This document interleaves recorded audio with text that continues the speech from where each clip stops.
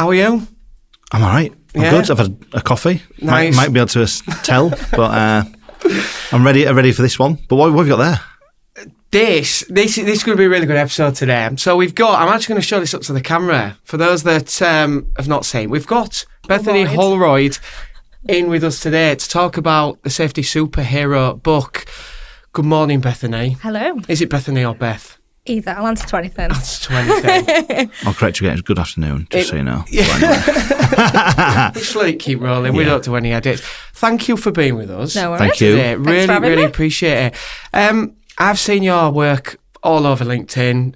I'll be honest, it kind of came from nowhere. Like, I'd seen a couple of bits that you do, and then you're working with schools, especially in construction. And then all of a sudden, out of nowhere, we got this book, The Safety Superhero, and it was just like, bang. It was all over LinkedIn, people commenting, sharing, and in my head, I thought, we need to get Beth on to come talk about it. Because, our podcast is all about education. We go behind the chalkboard. Very clever. We want to know about all the great things that are going on, apart from just the teaching. But look, let's get into it. Quick introduction, who you are, and what you do. Awesome. So, hi guys. Hello. Hello. I am Beth Holroyd, and I am the author of The Safety Superhero, and I'm also founder and director of the Safety Superhero Academy. And when I do have some free time, I do keynote speaking, and then I'm also mum to an almost 8-year-old as well. Oh wow, 8. How old are yours? 7 and 2. So we could turn this into a kids chat, couldn't we? Why not? We've got the perfect. We understand what's going on at the ages of 8 and 7. Absolutely. So before we get into this, take us back, your journey into education, especially. Okay. How have you ended up working in schools? Right, okay. I mean, I am definitely, when you look up Jack of all trades in the dictionary, you'll see Beth Holroyd kind of sat underneath that. I went to an all-girls high school in Batley. I went to Batley Girls High, and when I was at school, so this was 15-ish years ago now, I don't like adding it up, but when I was there, they didn't promote construction or STEM careers. It was, it was just kind of the nature of the time, wasn't it? It was, a bad school or anything like that. It was a great school. It wasn't something that, was promoted and spoken about. And so at the time, my boyfriend at the time, he was studying civil engineering. And I remember looking at his coursework and thinking, this looks really interesting. I've never heard of this. I don't know what this is, but it looks like something that I think I'd enjoy. And just on a whim, and you'll probably gather this through me talking a bit more, I am one of those people that just acts on impulse all the time. Sometimes it's a good thing, sometimes it's a bad thing. But I just, on a whim, applied to Leeds College Building and ended up getting a space there on their civil engineering full-time course. And, I come from a working class background. My dad is a HGV driver. My mum was a market trader. And so I'd not been around anyone who'd had business talk, business handouts, anything like that. So the whole time that I was at college, I was reaching out to try and get an apprenticeship because I was like, I can't afford to go to university. I don't like the idea of being in debt. It scared me. And so I did that whole year that I was there. I was applying to jobs. I was getting knocked back. And I eventually got a job as a transport planning apprentice with a company called Halcro, which then became CH2M Hill and then Jacobs. And I did transport planning for a bit, decided that it was the most boring thing I've ever done, and I didn't like it. And when I was in the office, I saw the highways lot, and they were in PPE, and it always looked really fun, and they were always having a good laugh. Even in the office? Oh, yeah, they were definitely. At the time, the office that we were in, we always, I could just see the fun over the other side of the office. I thought, I want to be in that bit of fun. And I asked, at the time, can I go and work in highways? This looks like something I might actually find a bit more interesting than transport planning. And I did, and I loved it. And I worked on smart motorways, which is probably a bit of a dirty word these days. Nobody likes smart motorways anymore, need to talk about smart motorways. Yes. Oh my God. 100%. Nobody likes them anymore. We'll come back to that pace. Put a peg in that. But yeah, I did. I worked on smart motorways, and I was out on site, and I was doing the as-built, and I loved it. I absolutely loved that bit of experience. All the while I'm doing my HNC at college, And then I got married and decided that I was going to move up to the Highlands because my ex-husband, he was in the RAF at the time. So we moved to the Scottish Highlands, and I got a job with a local authority up there, which was Moray Council. And I've always said it was probably one of my most favourite experiences. I loved working for a local authority.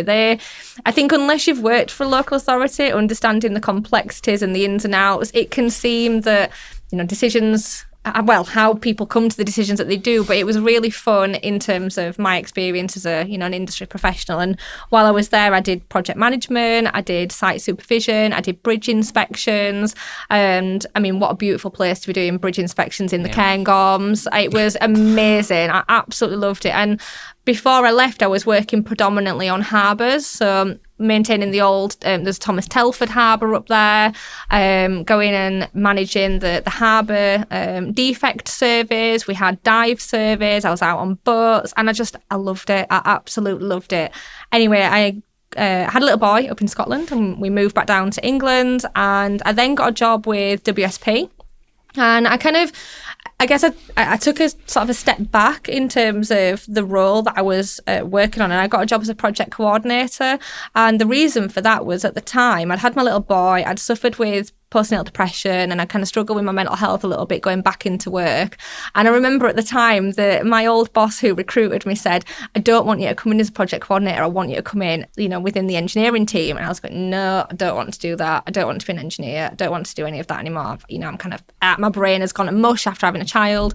And he said, okay, he says, but, I'm telling you now, you'll get bored of doing your project coordinator work. Lo and behold, about 6 months later, I was bored of doing my project coordinator work. He was right. And he was, again, I loved working with him, and we ended up that I got moved onto a project then in Leeds City Centre. So I was working on, I'd been working on smart motorways with them as a project. Was it major? No, it was major projects for the project coordinator role.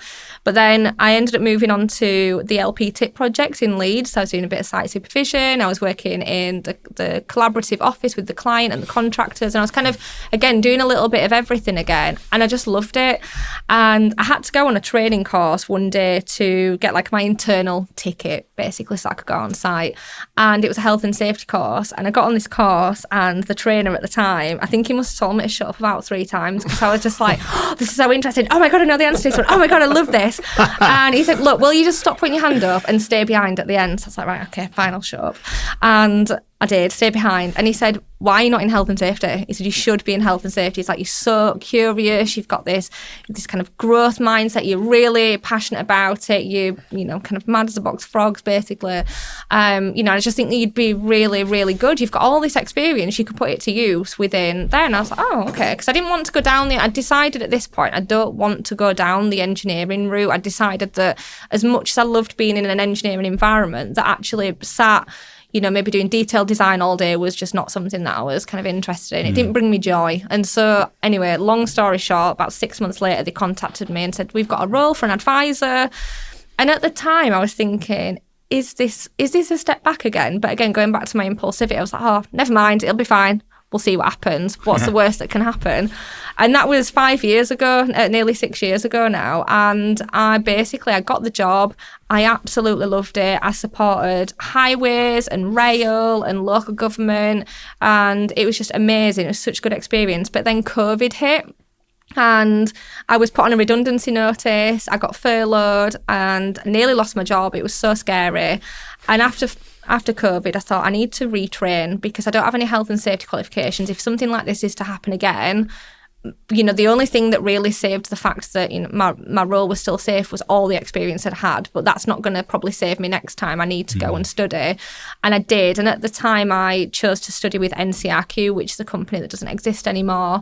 But I got my diploma, got chartered, and then they promoted me to local government business partner. So at WSP, the company I used to work at, each discipline within the organisation had like a set business partner, and you're part of the leadership team basically. And again, I loved it. I drove all over the country. I'm based in Leeds, and I drove to see some of the teams that I worked with in Bournemouth. I went to North Yorkshire, went to Hertfordshire. I was all over the place, and I just loved being around all the teams that I worked with.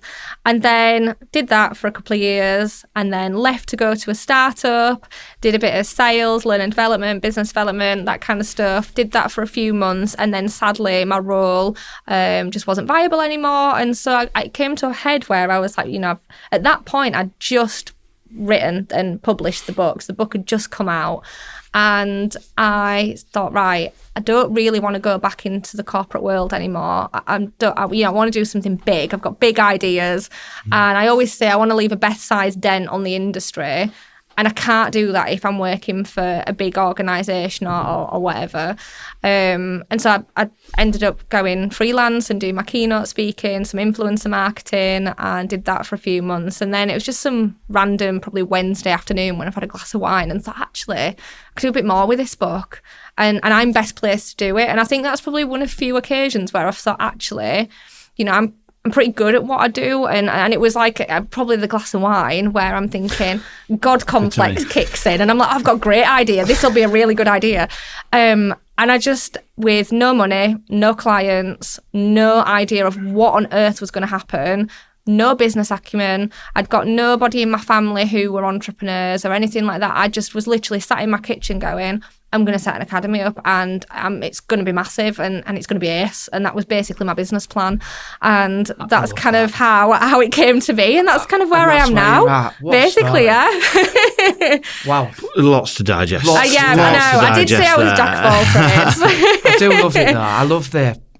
I love the enthusiasm. You don't need wine, do you, for that? You don't even need a glass of wine for that. I'll just sit on a Friday night like that, let's go make impact. And I absolutely love it. I do.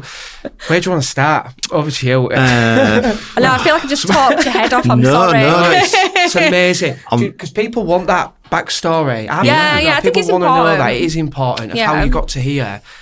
Do you want to look at the academy? I was going to. I'm reeling it right back. You're off back to smart. No, not that smart. It's the bridges. It is. It's like, so not only did you go across the border to like totally different regulations, and then you've gone actually into the Highlands. Yeah, I was one of the wildlings. Pretty much. It's all like one shop in 32 miles basically, sort of scenario. How was that sort of contrasting to what you were doing previously? I loved it. I absolutely, and I think so my ex-husband was military, which is why we moved there, and I go back to my impulsivity. It was literally, do you want to come and live in Scotland? I was like, yeah, okay. And we got married and we moved to Scotland, and that was it. That was as much thought as I afforded it, basically. I am literally kind of balls to the wall, let's do it. And we moved up there, and at first I was a little bit like, wow, this is not near anything, and Royal Mail don't deliver here. But I got used to it very quickly, and I loved it. I made so many friends up there, and I still talk to them now. And, I just had this amazing experience that I probably wouldn't have got if I'd have stayed with say a big corporate here, working for that local authority where, they didn't have tons of people up there. It wasn't a huge local authority. They didn't have tons of budget. You had to be a little bit more innovative, a bit more dynamic. You had to be, I think, more willing to just say yes to things. And, I did at the time, I used to joke and say, God, working in a local authority is a bit like working in a retirement home. Things seem so slow moving, but actually there is benefit to that as well, because I think one of the things that really grounded me there was the fact that I was part of that local community. So every piece of work that I did and everything that I worked on, I installed a safety barrier up at the Lect, which is a ski centre. I, maintained some of the harbours where, they've been there for hundreds of years. I left my stamp on it, and I felt it because I lived in that local community, and I absolutely loved it. But I think it was a bit of a culture shock into terms of, there were some parts where I worked very, very rurally, and I would say that my accent's not that strong, but actually sometimes I was really trying to speak the Queen's English as much as I could, because it did actually become a bit of a barrier in some of the areas that I was working in, because they were really rural areas. But I mean, the people who live up there, they're such friendly people. I was once doing a letter drop on a piece of work in this random ass town in the middle of nowhere. The amount of people that invited me in for a cup of tea, me being stupid at times, like, I'll go for a cup of tea. My boss was like, no, you're not going in for cups of tea. One, you'll be there all day. Two, you might end up dead. And I'm like, no, it's fine. It's amazing, isn't it? Because you just sort of think, it sounds quite contrasting, because my vision of that would have been like, sleepy, sort of rural areas, like say, quite slow, steady going, not much going on, but they had a lot to be sort of collective for, I guess. They had a lot to sort of stand for, and be doing that. I suppose you had that exposure. You've got to do everything. It's sort of like. Whereas as a more urbanised sort of council is like, we've got a department for this, a department for that, and things like that. So is that what generally it was? It was sort of like hands dirty, all in, and I think it's what you make it. And I am a rolly sleeves up, hands. I mean, there's literally a picture on social media of me somewhere with some contractors. We were installing a fish pass on a bridge, which is basically this particular bridge fed into the spare, and we needed to create a dip in the bed of the river to allow fish to basically rest, which I was like, a what?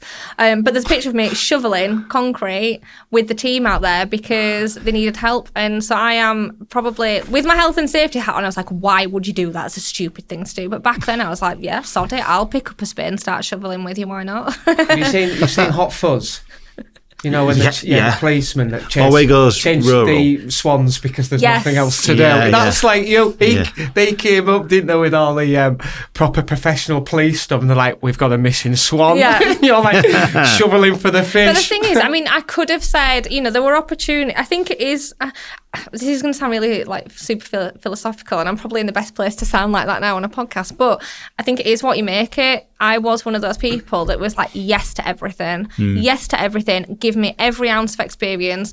Let me explore the areas that I like and what I don't like. But actually, when I moved into a leadership role, however many years later, actually, when I spoke to the teams, I wasn't an expert on anything that they were doing, but I had a good base knowledge. So when people were saying to me, we're doing a bridge inspection on so-and-so bridge, I say, okay, what kind of inspection, what's needed? And, I'd kind of got that little bit of experience, but it allows me to be able to communicate with a really wide range of people now. So I always say to people when I go to colleges and I speak to students, actually, if you don't know what you want to do and you're not sure what you like, just say yes to everything, because you might find that actually you really enjoy things that you never thought that you'd enjoy. But even if you don't enjoy any of it, long term it'll give you a really good grounding when you come to need to communicate with people. Great. So those touch points, isn't it, that sort of like that familiarity to say, well, I know enough. Know enough Talk to get me by. About it, and then go from there. That's what I said on my podcast I did with Joe actually on here. It's like, what's the key to it, to just doing more? I'm like, just say yes to everything, because you never know what's going to come out.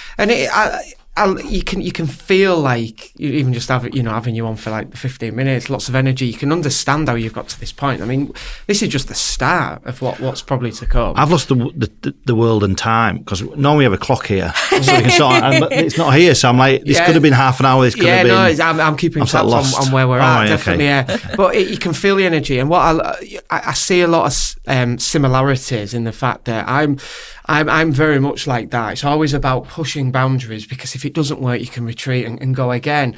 And you're doing that, and you're a terrible employee. 100%. I can see that. I said that about my terrible employee, because unfortunately you think so big that you don't fit in line with what you're going into a job, and already you're thinking about what can be bigger and better. And that's a real strength. And like you said earlier before we got on this, it's somebody has to do it. Yeah. It's not for everyone. We need people that go in and do the job and go, but you're a creative, you're a big thinker. Yeah. And that, it's great because obviously you've pushed on. It's gone from a book. Obviously you thought, let's write a book. Yeah. But then that's led on, hasn't it, to now the academy. You've actually created an academy. Yes. So hang on, before we move forward, do you want to speak about the smart motorways? It's sort of gone. It's sort of like it's got this finite. I was interested about the one thing I was going to ask about before we did move on to the academy was when you got into the health and safety, and obviously, like I say, you big personality and like to get stuck in. Was it anything that shocked you in that? Was it that sort of reserved attitude that I don't know? Did you struggle with that to try and control like your impulses to try and do different things, or was it quite a grounding? I guess because health and safety is often such a red tape. Can't do this, can't do that. Oh, I see what you're saying. Do you know what I'm saying? It's sort of that mentality.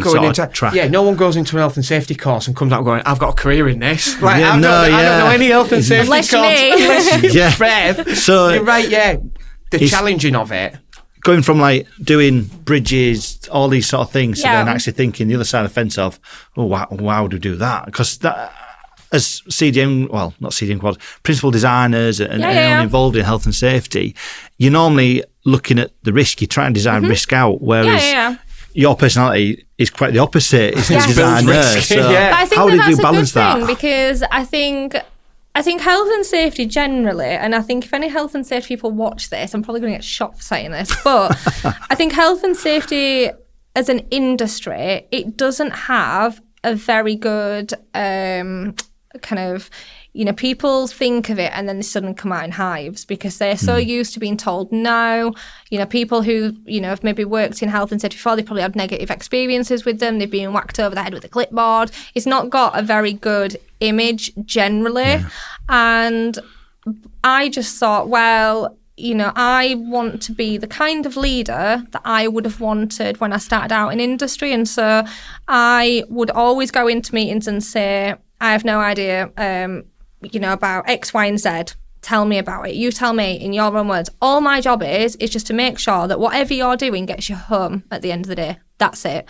In terms of the regulations and the legislation and the formalities and the policies and the procedures, we'll park them. They're very, very important and they are absolutely necessary. But let's just put them to one side. Tell me what you're going to do in your own words and help me understand where you're coming from. And I think the way that I approach safety was, I am a big thinker. I am probably a bit of a liability sometimes because of it. But actually, I wasn't there to be a liability and a big thinker. I was there to help and to serve the people that I worked with. And, I was very conscious that when I got promoted into that business partner role, I was 27, 28 at the time, and I was the youngest member of the leadership team that we had.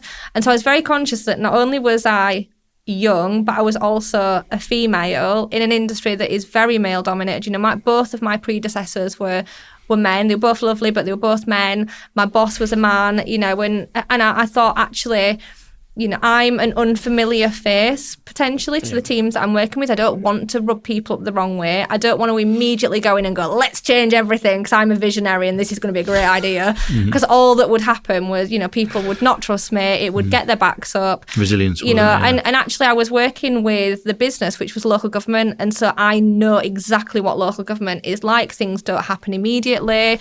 In terms of the clients that we work with, they don't have huge pots of money. Health and safety is not necessarily always right at the top of their priorities. Or, maybe that's probably a bit paraphrased, but, for them, in a lot of local authorities, it's harder for them to say, well, health and safety is our number one priority, when actually they've got to manage the budgets and, the local constituents and all that kind of thing. So actually, for me, I went into it just saying, look, I don't know everything. I'm not going to come and preach from an ivory tower. There's a photo of me doing bridge inspections and I found a tyre swing and I'm literally swinging on it. So I have done stuff that I probably shouldn't have done, but I'm not here to talk down at you.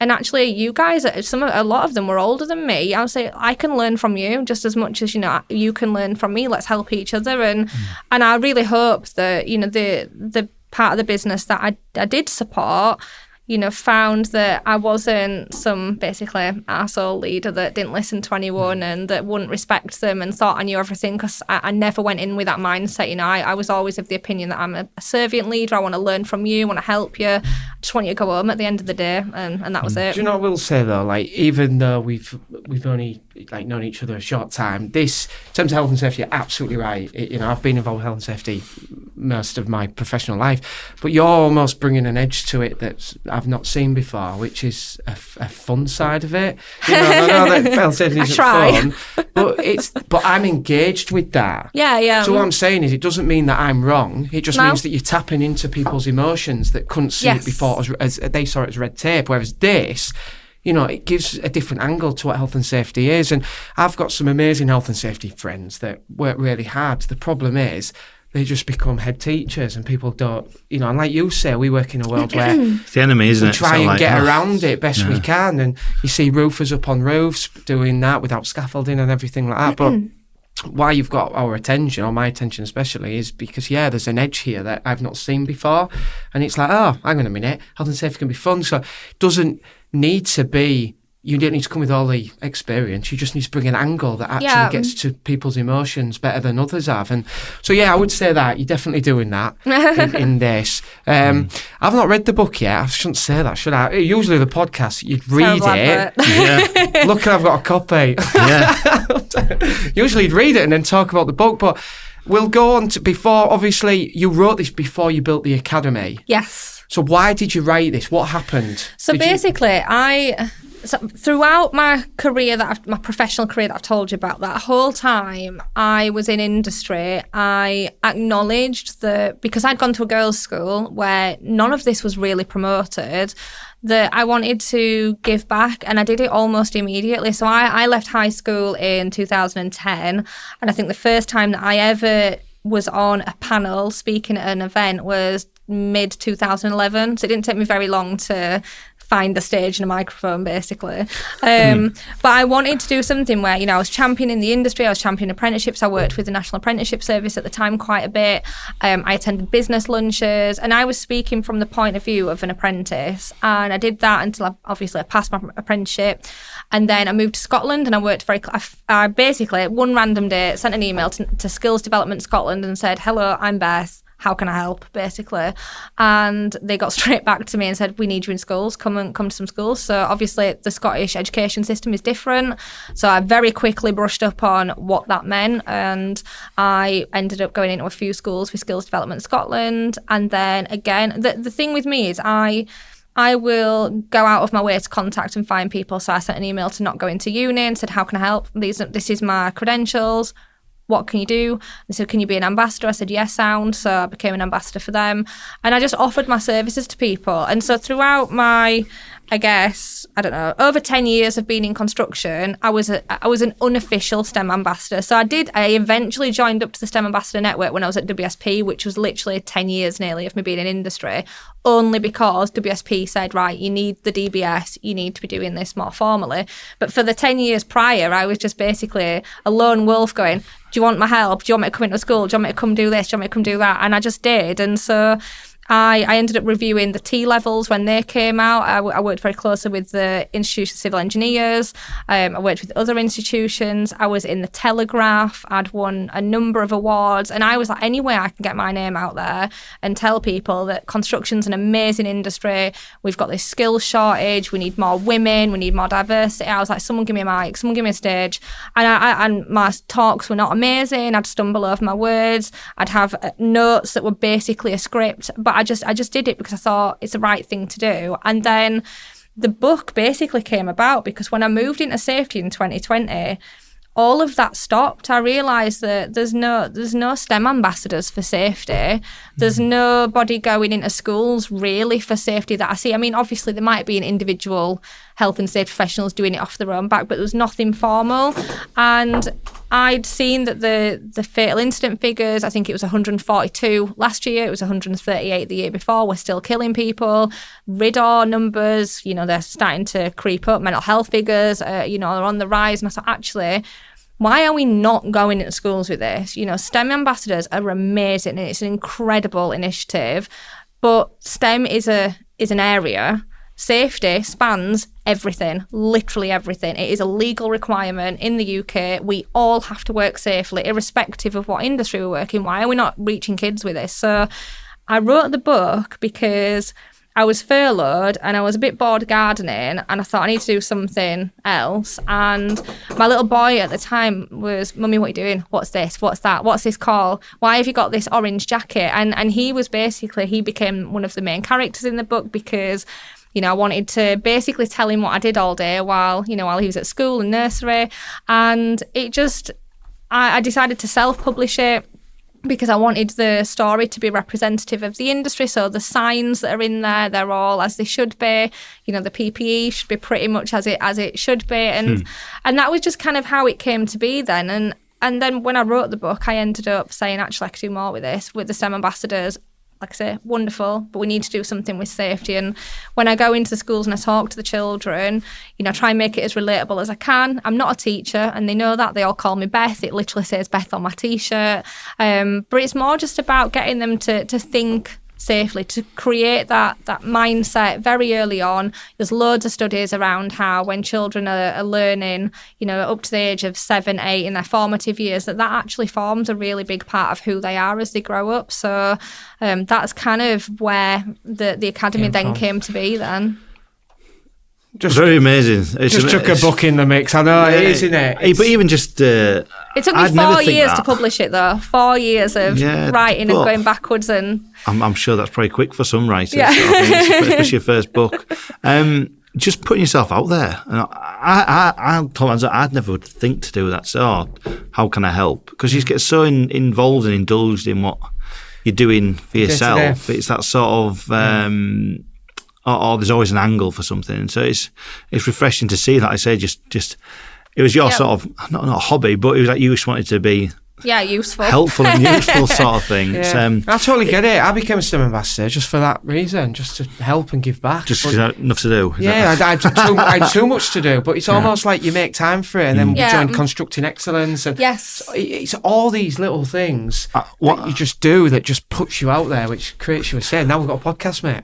Well, that's it, isn't it? It's interesting that you say how with your son, it was sort of a process that you went through of him being inquisitive. But I think as becoming a parent, you sort of do become this health and safety person just by saying, "Don't do that."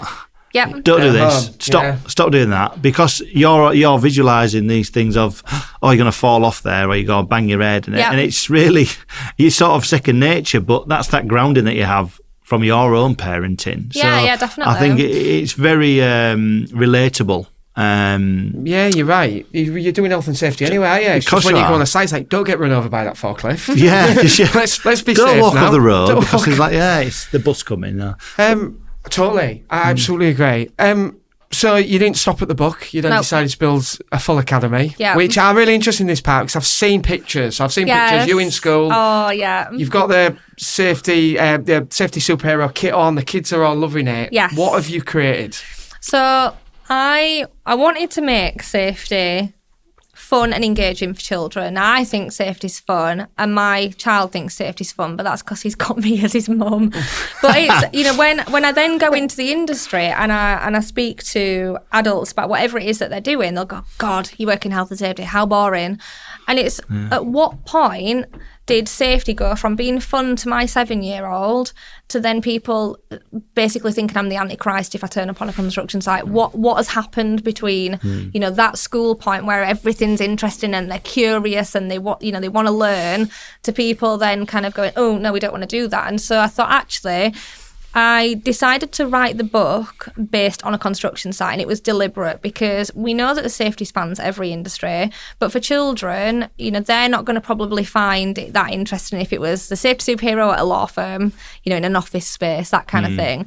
And when I talk to the children in the classroom, they see the pictures of the construction site, and I'll say, "How many of you have seen a construction site that looks like this?" and then the hands fly up, because it's something that they see. It's relatable. There are children's programs. I mean, it was Bob the Builder when I were younger, but it's it's relatable. It's something that they can see. Houses are being built everywhere. Roadworks are happening everywhere. It's something that's familiar, and it's in their world already. And I'll then say, have you seen the big fencing that goes around? And I asked some children this last week, and they were like, yeah, we've seen the big fencing. I said, what do you think the big fencing is there for? And some of the children were kind of like, they were like thinking. And this little boy pipes up, he said, to keep the workers in. And I said, kind of, we're almost there. Yes, yeah. We're almost there. But it's there. You can see that they're really trying to think, and they're trying. And I do, there's activities in the session. I do a little presentation. I talk about my experiences. There's pictures of me stood in the middle of the motorway. And when we get to the end and we learn that Mum is the safety superhero, and the children realise that I'm safety superhero because I wrote it, they're like, oh my God, we've got a superhero in the classroom. She's written a book. Oh my goodness. And they're all kind of like, wow, this is so cool. And then it's, what about this? Did you have to do this? Did you have to? And it's suddenly the children then are so engaged that it's I'm like, you can ask me anything. I had someone ask me the other day if I had a dog, or, if I do this. And it's, it sounds really silly, but actually they will remember that. They will 100% hone in on the fact that actually this superhero came into the classroom. I mean, I don't see myself as a superhero, but, they will remember it. And I remember people who came into my schools, and it was all about just trying to make it fun and engaging. I'm not trying to create an army of safety professionals. It's more around the whole trying to create that positive culture that stays with them, so we don't get to the point where we've got the adults going, oh God, we've got safety here now. Actually, it's just second nature. Yeah. It's just part of who they are. It changes that perception that we are all doom and gloom. I mean, I've been called a fun sponge more times than, I'd like to count. But actually, for the children here, they were... I link safety to being detectives. I link it to being a good friend and being a good listener. And, I'll ask them questions, say, how many of you are, really good role models to your friends in the class? And they're all like this, oh my God, I'm a good role model. I show my friends how to do things safely. And it's just little things like that. It doesn't have to be War and Peace. And actually, from the industry's perspective, it's been so well received. I've got some incredible clients that I'm working with. I've got people in the pipeline that are very, very interested in it, that are huge employers. I have had a couple of naysayers, and I don't usually like to give them airtime. I never respond to them. I usually just block, because I can't be bothered with the negative Nancy's. It doesn't deserve my time. But I have had a couple of people that said, well, why are you not teaching them about this? Why are you not teaching them about that? And it's, you get yourself in a classroom full of 5-year-olds and start talking about risk awareness and hazard perception, because you're going to lose them. That's why they're not doing it. That's why they're not doing it. So this is it. So you've got to make it fun. Look at me when you do driving test, doing it hazard perception and risk awareness. No one likes doing it then. No, this is it. 17 plus, so let alone. Definitely.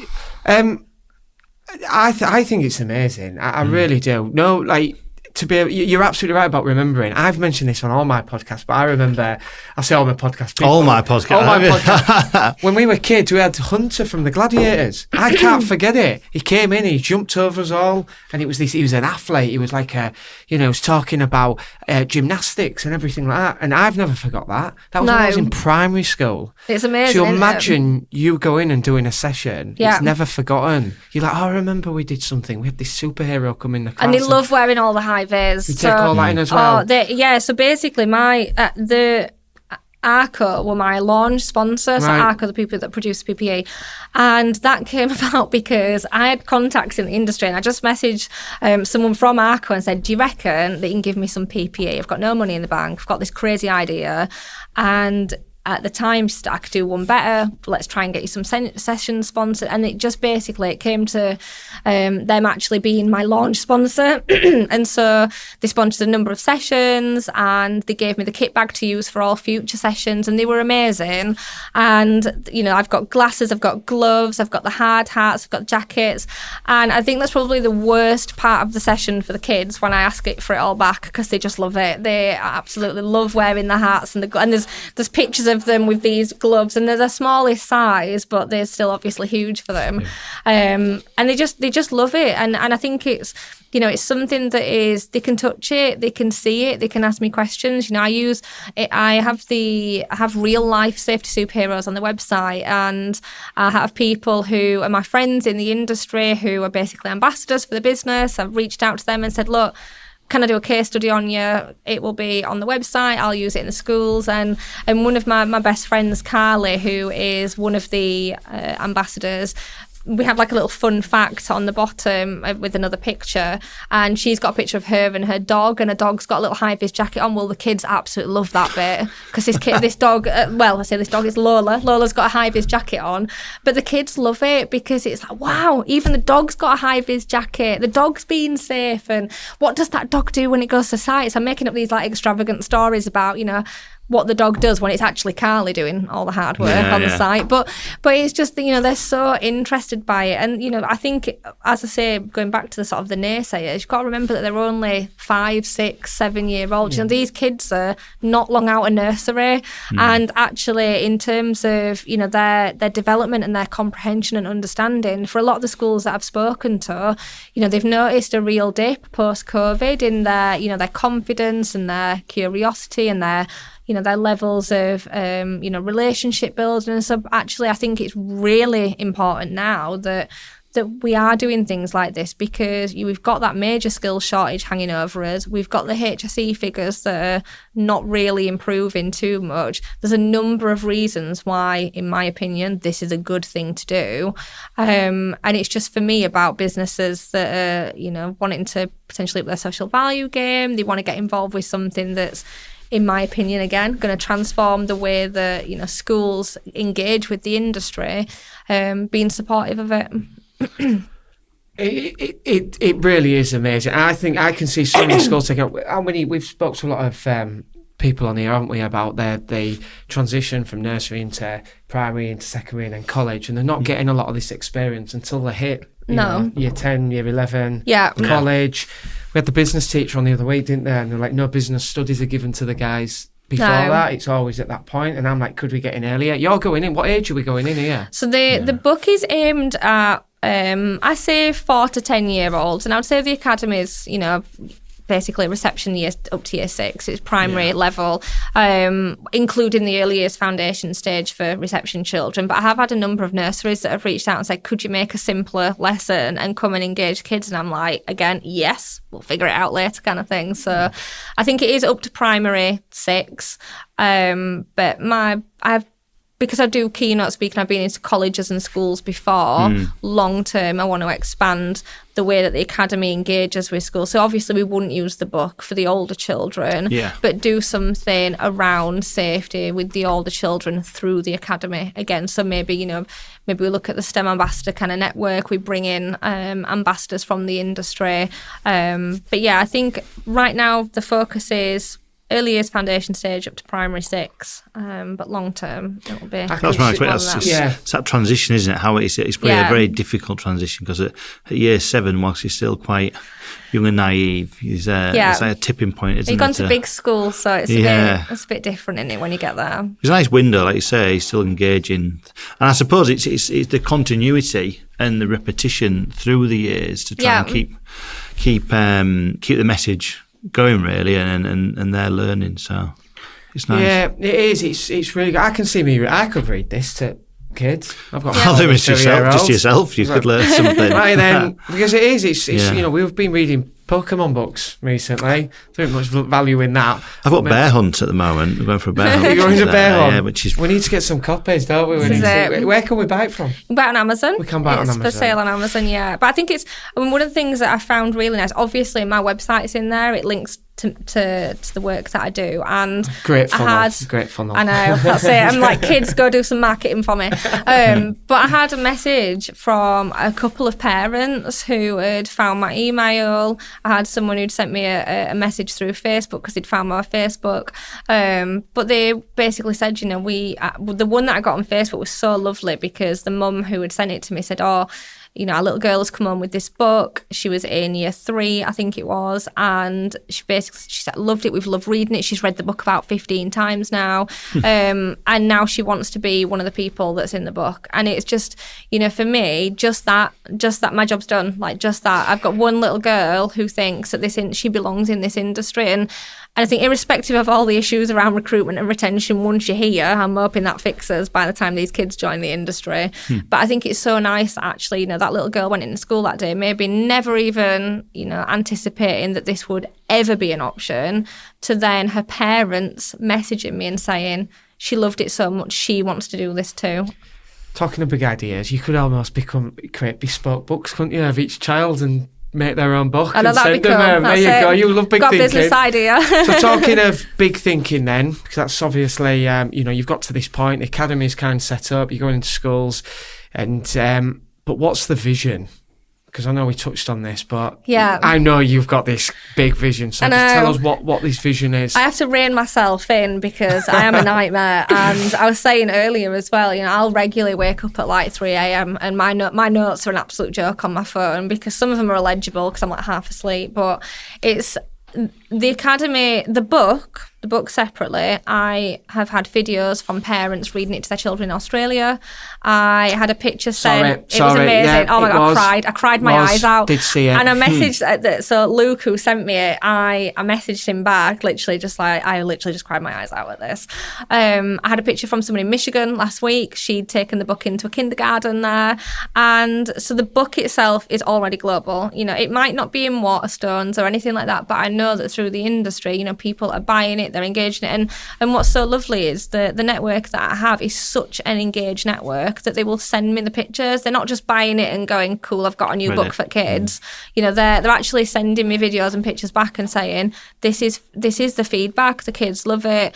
And that video is just such a lovely video. But the academy, again, I want that to be a global name. I was speaking to someone in Australia a couple of weeks ago, and someone in America actually saying, for me, I do foresee this being a global brand. I want everyone to know about it, and reining my ideas in a little bit and concentrating just on the UK. When I was at school, we did Jollyphonics, and I don't know if either of you ever would have done Jollyphonics, but I did Jollyphonics when I was at school, and it was like an external provider, but a lot of the schools, it was a way to learn how to read and write. And I want the academy to be that embedded within the education. A lot of professionals will say safety should be on the curriculum. It absolutely should be on the curriculum. Well, it already is. It should already be on the curriculum. Safety is part of everything that we do. Children might engage in baking when they're at school. They'll play in the playground. Risk assessment is so normal to us that we don't even pay attention to when we're doing it. But I think actually having a focused session to remind the children that actually you're doing risk assessments all day long. You're saying, actually, this is safe or it's unsafe. And children probably a little bit more risk, they're more risk takers. Yeah. But actually just a session that hones in to remind them that what you're doing all day, every day, everything that you're going to go off and do, your lessons, there's a safety element to all of it. And so, I really want it to be embedded as to supplement the curriculum rather than it being on the curriculum, if that makes sense. Yeah. And the schools that I've spoken to, the people that I've engaged with, and the businesses that I speak to regularly, they all love the idea that it's not something that's just on the curriculum that just sits there, that's something else for teachers to have to do, and they're already extremely busy and budget constraints, schedules. It's something provided by the industry. Businesses fund this session, and then I go in and deliver it, and it's free for the schools. And teachers then have the opportunity to learn and listen to about some of the work that I've done. And the feedback that I've had from the teachers has been, do you know what, we actually did a session on safety the week after you left, and we used the book. We went back to the book again. Because it's transferable. It's not just about being on a construction site. There's way more than that, and that's what some of the feedback from the parents has been, that I don't work in the construction industry, I don't work in safety, but I've really enjoyed reading it to my children, and they've asked me about what I do when I'm at work, and we've spoken about that. So actually it's just a conversation starter. It's just to promote that curiosity with them, and in terms of where I foresee that, I don't see a ceiling. I'm just going to keep going, keep pushing. Yeah. Best way. No, it's brilliant. It is, because we are. You're right. Funding in schools is really bad. So if you can tap into the external industry. market, the industry, to help support other lessons, and it isn't just in health and safety, is it? It's in lots of stuff. Mental health and well-being and all these type of topics as well. But it's been a really powerful episode, because usually it's like we get some really nice insights from a lot of people, but this is a vision. Like, we've not had such a strong kind of push on changing it so drastically, and I think we're just going to have to watch this space and seeing where this is going to go. We have to do a follow-up. We'll just send a follow-up. Come on in a year's time. But look, I just think, I appreciate you coming on, to be fair, and talking about it. It's blown me away, because there's so much going on. But that's what my brain feels like daily. I'm like, I get to bed on an evening and I'm like, Jesus Christ. Okay. But I think feels like it's going to explode. I think you're doing some amazing work. I really do. And I'm so glad that we've got you on today just to talk about it. We could talk about it all day. But Beth, thank you so much for coming on. It's all right.